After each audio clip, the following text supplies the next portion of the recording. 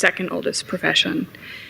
Counterfeiters have been plying their trade for centuries now, everything from Japanese swords, coins, masonry stone, through to what we recognize now. So handbags, watches, baby formula, peanut butter, and pharmaceuticals.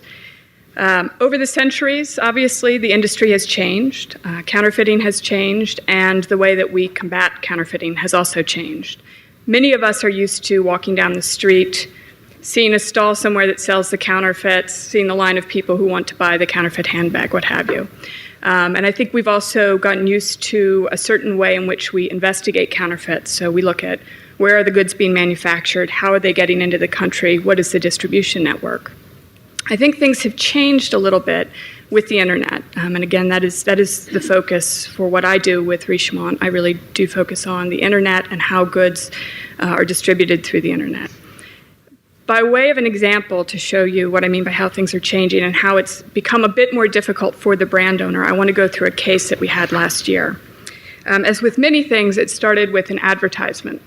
So on January 4th, one of our brands, Alfred Dunhill, received a spam advertising for sale watches and costume jewelry, 5 days only. Go to this site and you can buy them. What was interesting with this email that really got our attention, because we see hundreds of these emails, is they were spoofing a Dunhill address. So it looked like it was coming from our brand. We got this email about a day after it actually went out. So the first thing that we did was check our logs. First find out, is this actually coming from an employee at Alfred Dunhill? Unfortunately, because of the time, we weren't able to track the IP address that this email was coming in from. You then go to the site. So it's got a link on there to franceadventure.net. Went through to the site. franceadventure.net redirected to myperfectwatches.com, which used the name King Replica, sells high-quality replicas. And there are a number of different brands, some of ours, some of other companies' brands. And we looked at this site and started doing our normal investigation when you get to a website, domain names, that type of thing. And I'll go into that in just a moment. When we went back the next day, we discovered the site was no longer active. The domain names, both the franceadventure.net and myperfectwatches.com, were no longer there. We did some internet searches to see if we could find King Replica, and we're not able to track them down. January 8th, we get another spam. This time they're spoofing richemont.com address. So they're obviously beginning to target our brands. This time we were able to check the IP records. We did find the IP address that this domain name was coming, or this email was coming from, but it was being used through a set of anonymizers. So we were not able to actually determine the location from where the email was coming. But same thing, went to the address, iluckbrown.com.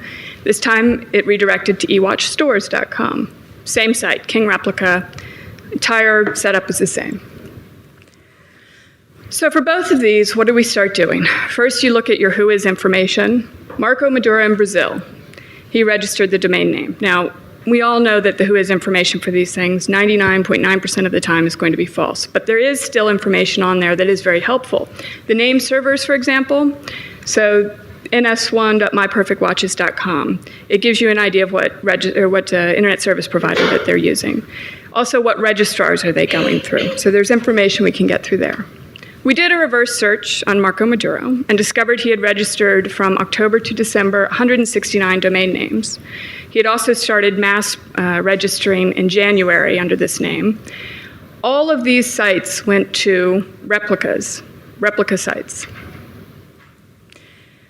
We then did a reverse IP search to see how many domain names are heading into this King Replica domain name server.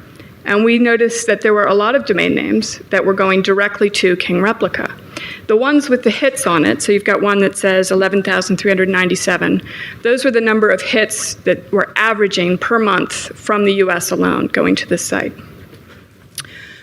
We then searched through every single domain name that was listed in the reports we were getting for registrations, and discovered that a number of these things were active and a number weren't. And on average, they were being used for 5 days, then the site would be taken down and new domain names would be used, and that was what they were using for the spams. They also put code into the sites so that the sites themselves would not be picked up on search engines. You could only get to them if you had that URL.